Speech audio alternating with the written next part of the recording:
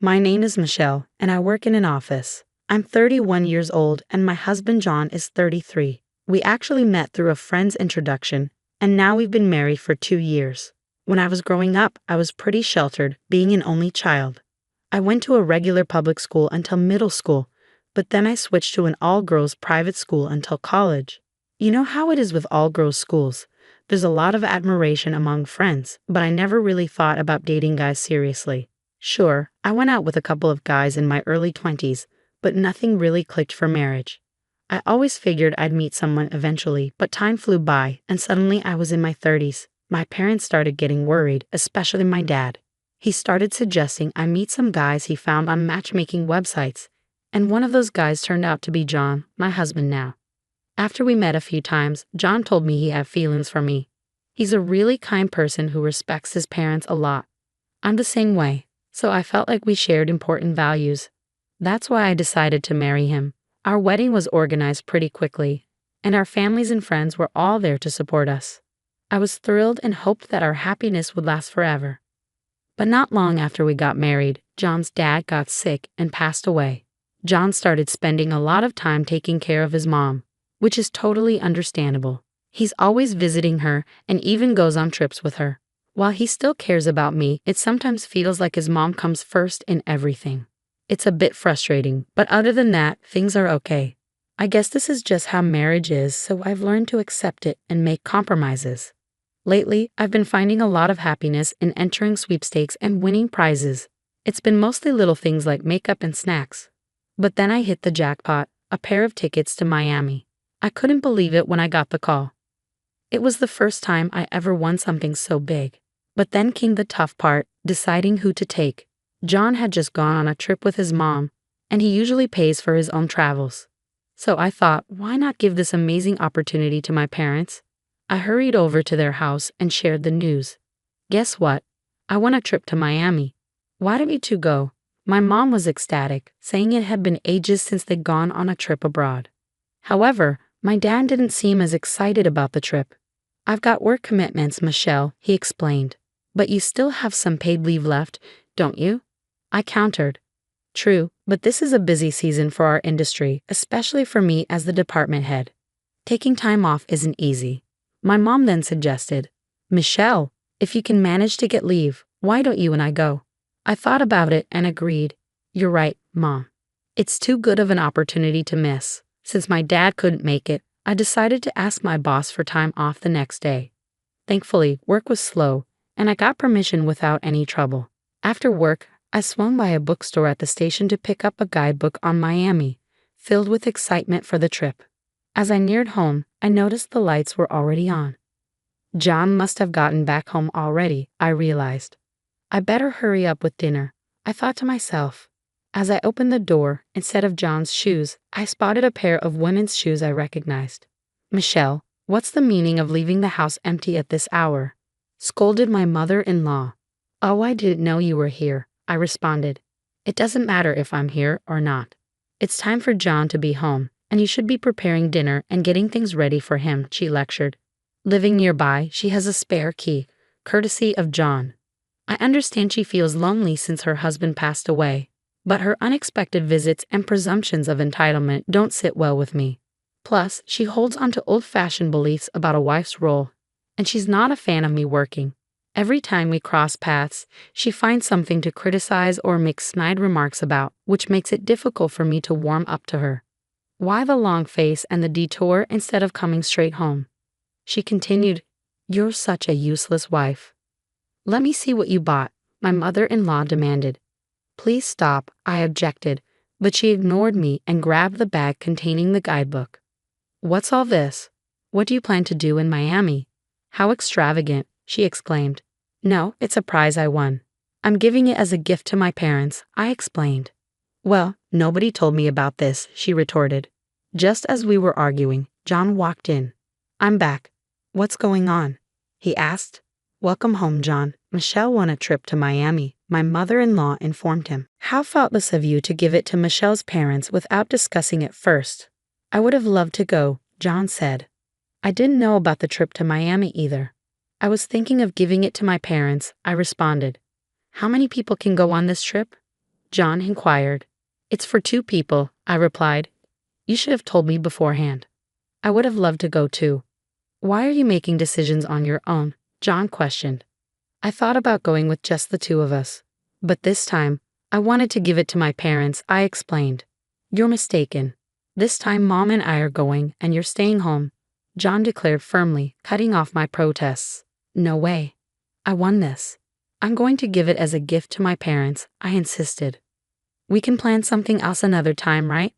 Mom really wants to go, so please try to understand, I pleaded. What are you even saying? You just went on a trip with your mom not long ago. Why can't I use my own money to go on a trip? Anyway, this time Mom and I are going. If you don't like it, we can get a divorce, John declared, dropping the word like a bombshell. The mention of divorce from my husband, used as a threat, made me feel a sudden wave of detachment towards him. Fine, do as you please, I responded, deciding to step back. My husband and mother-in-law, oblivious to my internal turmoil, seemed pleased with themselves. You should have been more understanding from the start, they chided. Ignoring their smug remarks, I began to consider my next steps to address the situation. The following day, I sought counsel from my parents, sharing the ordeal with them. My mom, who had been excited about the trip, seemed disappointed, but she understood the situation. I understand. If that's how it is, we can't help it. It's better to avoid any tension between you two, so don't worry, she reassured me. Feeling guilty about letting her down, I decided to make things right. During my lunch break, I called the airline and requested to change the trip to Miami to include my husband and mother-in-law instead.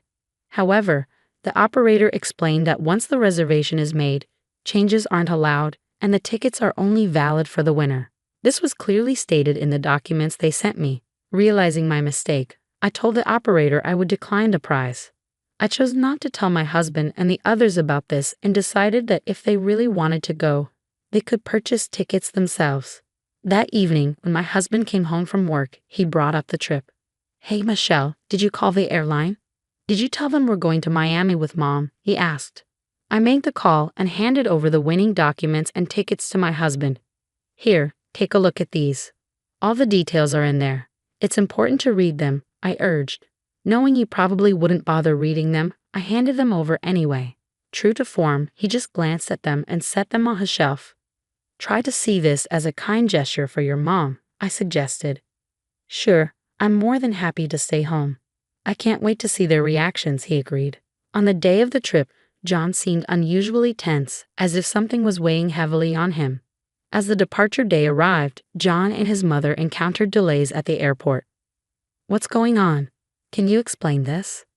He demanded, looking at me with confusion and frustration. As we've explained, these tickets are non-transferable, and if the winner isn't present, they become invalid.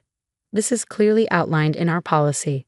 Anyone else attempting to use them would need to pay the full fare, the airline representative reiterated. John and his mother had already splurged on luxury hotels, stretching their budget thin. Then, at the airport ticket counter, they encountered yet another setback. I'm terribly sorry, but there seems to be an issue. Could you please try using a different payment method? The attendant requested. That's impossible. This card has been working perfectly fine. Why is this happening now? John exclaimed in frustration. I'm afraid we can't diagnose the problem here. You may want to contact your card issuer for assistance, the attendant advised. With no other option, John had to resort to using another credit card and then reach out to me. Hey, what's happening? The tickets you gave us aren't usable, and now my credit card's been declined, he explained over the phone. Did you bother reading the fine print on the ticket? It clearly states they're invalid if the winner isn't present. And as for your credit card issue, that's news to me, I retorted. Not your card, John clarified. Well, I've reported my card lost. I couldn't find it in my wallet, so I suspected you might have taken it. Thankfully, it hasn't been misused, I explained.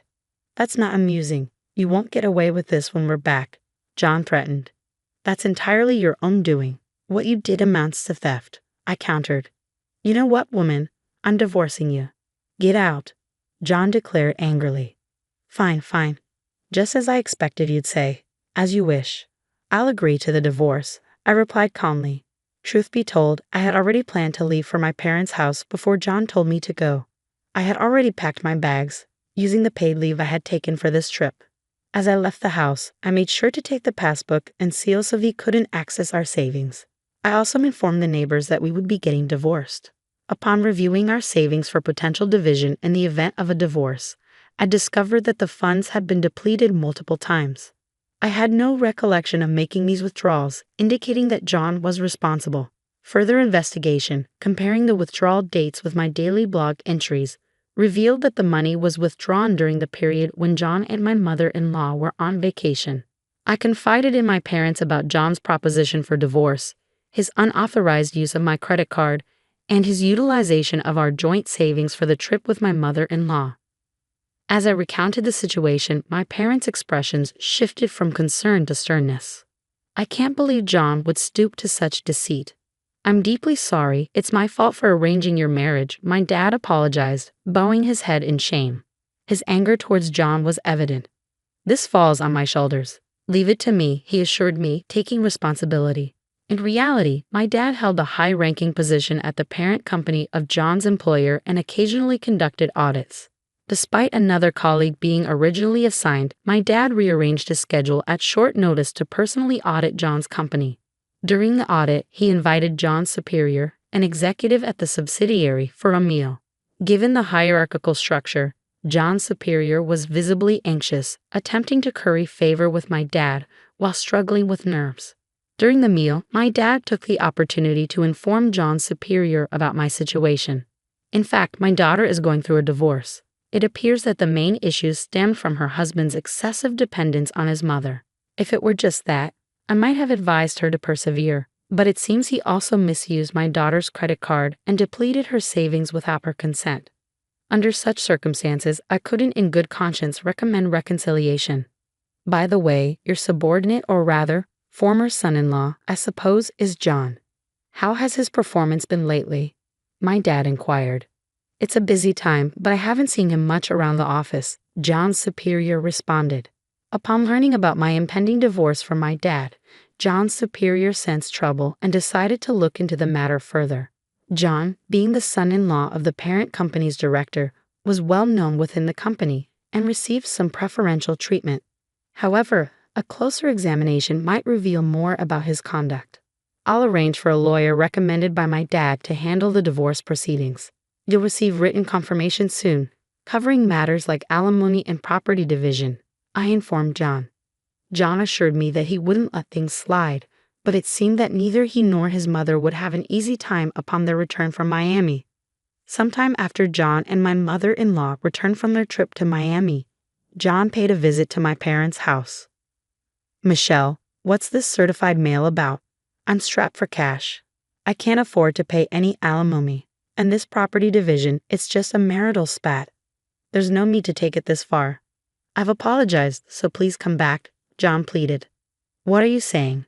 Have you even read the contents of the certified mail? Your mother's constant mental abuse, not to mention depleting our savings and attempting to use my credit card without permission. There's no way we can reconcile, right?" I countered. "Please, don't say that. Since you left, it's been difficult for both Mom and me.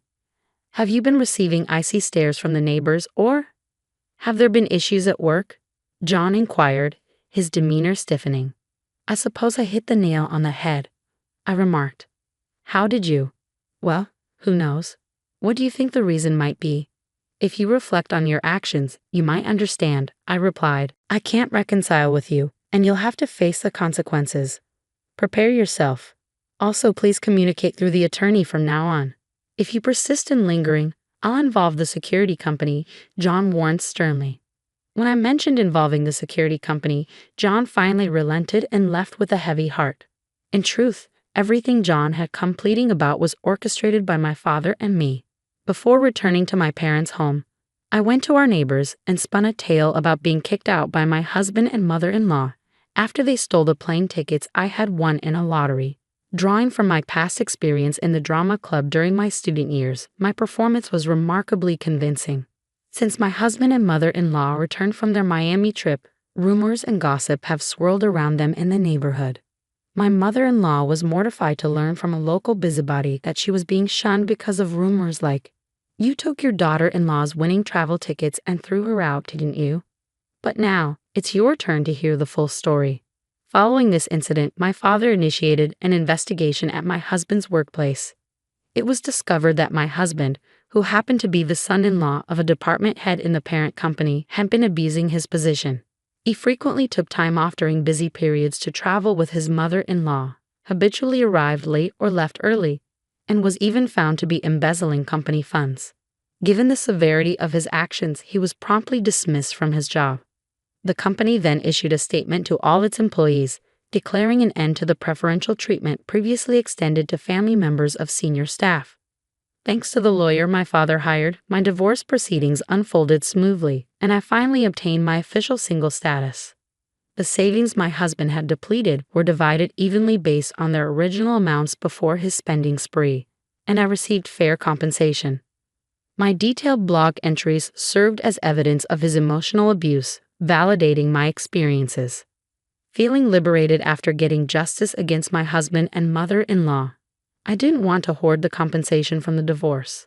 Instead, I decided to indulge and treat myself.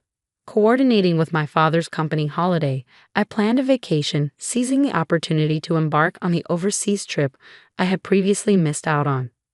Initially undecided on our destination, we eventually settled on Miami, taking into account my mother's preferences. Together with my parents, we meticulously planned our itinerary, anticipating days filled with exploring crystal-clear seas, vibrant coral reefs, indulging in shopping, and relishing our long-overdue family vacation. Recognizing the sorrow I had caused my parents through my divorce, I was determined to make amends and create lasting memories with them. While thoughts of remarriage were far from my mind at the moment, I remained open to the possibility of finding genuine companionship in the future. Uncertain about what lies ahead, I focused on the excitement of our upcoming trip with my parents, cherishing the present happiness and looking forward to whatever the future may bring.